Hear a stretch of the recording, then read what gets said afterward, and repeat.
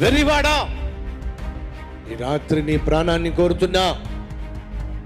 నా ఆస్తి, నా పంట, నా ధాన్యము, నా పొలము, నా కొట్లు నా నా నా విర్రవిగుతున్నావే, ఏమవుతాయి?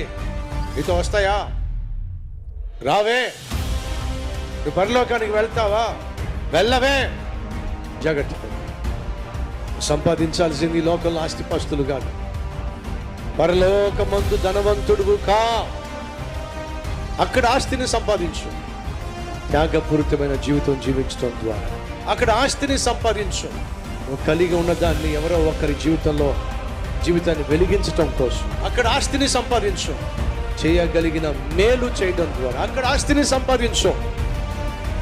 పొందుకున్న ఆశీర్వాదాలు 10 మందికి పంచిపెట్టడం ద్వారా